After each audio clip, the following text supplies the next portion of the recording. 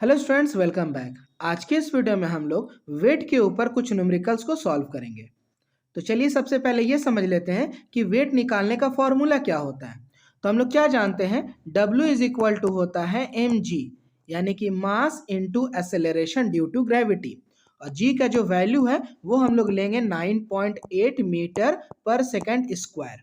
अगर क्वेश्चन में 10 दिया रहेगा तो हम लोग 10 लेंगे, अगर नहीं दिया हुआ है तो हम लोग 9.8 को ही पुट करेंगे। ओके, चलिए पहला क्वेश्चन हमारा है, मास of an object is 12 kg। एक ऑब्जेक्ट है जिसका मास कितना है, 12 kg।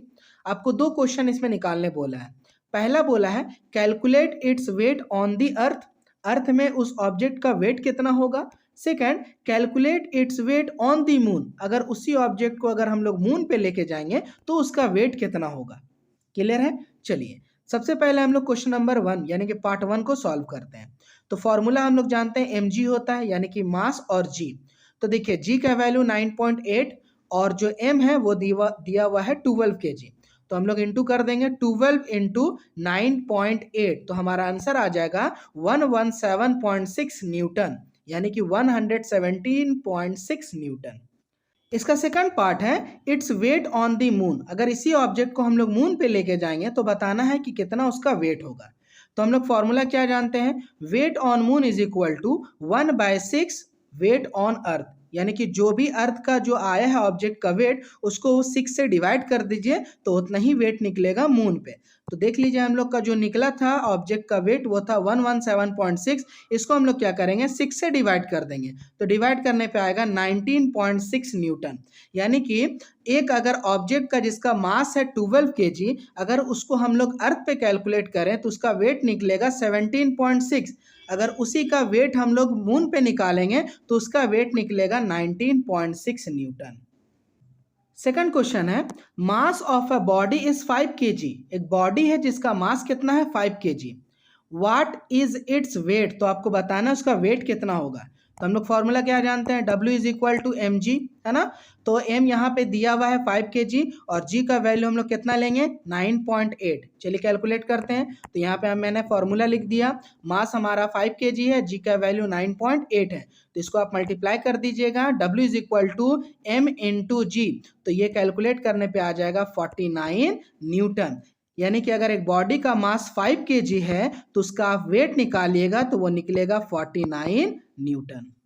क्वेश्चन नंबर थर्ड है, what is the mass of an object whose weight is 49 newton. अब इस क्वेश्चन में आपको मास निकालना है और वेट दे रखा है। तो फॉर्मूला क्या होता है, W is equal to m g, है ना। तो ये हमें m निकालना है, तो इसके लिए क्या करना होगा, इसके लिए W डिवाइडेड बाई G करना होगा। तो यहां से हमारा क्या निकल जाएगा, m निकल जाएगा। क्लियर है। चलिए क्वेश्चन में देखिए, आपका वेट दिया हुआ है 49 न्यूटन, आपको मास को कैलकुलेट करना है। जी का वैल्यू हम लोग लेते हैं 9.8 और यहाँ पे हम लोग क्या करते हैं फॉर्मूला को put, W is equal to M into G. यहाँ पे हमें m निकालना है और बाकी का सारा डेटा गिवन है। तो अगर m आप अलग कीजिएगा तो वो क्या निकल जाएगा 49 डिवाइडेड बाई 9.8, तो इसको डिवाइड करने पे आंसर आ जाएगा 5 kg।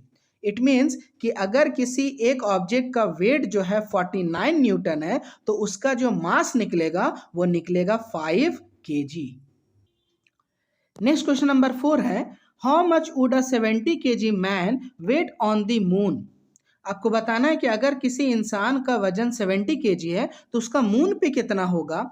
What would be his mass on the earth, earth पे मास कितना होगा और मून पे मास कितना होगा।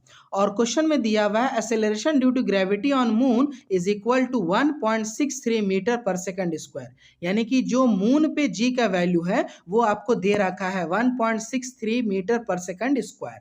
क्लियर है।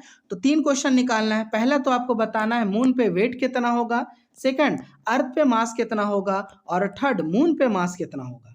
तो चलिए सबसे पहले हम लोग वेट निकाल लेते हैं मून पे। तो मास दिया हुआ है 70 kg और जो जी का वैल्यू है वो कितना है 1.63। अगर हम लोग वेट निकालना चाहें फॉर्मूला क्या होता है m इंटू जी, तो m 70 इंटू 1.63, तो ये कैलकुलेट करने पे आ जाएगा 114.1 न्यूटन। ये निकल गया उस ऑब्जेक्ट का वेट ऑन द मून। अब यहाँ पे सेकंड क्वेश्चन पूछा है कि अर्थ पे मास बताइए और मून पे मास बताइए। तो तो हम लोग क्या जानते हैं बच्चों कि जो मास होता है वो मून पे भी सेम होता है और अर्थ पे भी सेम होता है, यानी कि मास जो है वो कांस्टेंट होता है, वो चेंज नहीं होता है। जो चेंज होता है वो वेट चेंज होता है, क्योंकि इसमें जी का वैल्यू इंक्लूड किया हुआ होता है। ठीक है ना। तो जो मास आपका अर्थ पे निकलेगा वही मास निकलेगा आपको मून पे भी। ओके, तो मून पे जो हमारा मास दिया हुआ है वो दिया हुआ है 70 kg। तो अर्थ पे कितना मास होगा इसका, तो अर्थ पे भी मास होगा बच्चों 70 kg, क्योंकि मास जो है वो चेंज नहीं करता है। ओके, तो ये था बच्चों आपके लिए कुछ न्यूमेरिकल्स ऑन वेट। इसी तरह के और इन्फॉर्मेटिव वीडियोस के लिए इस चैनल को सब्सक्राइब कर लीजिए, और इस वीडियो से आपने कुछ भी सीखा हो तो लाइक किए बिना बिल्कुल मत जाइएगा। चलिए मिलते हैं फिर आपसे नेक्स्ट वीडियो में। Thank you.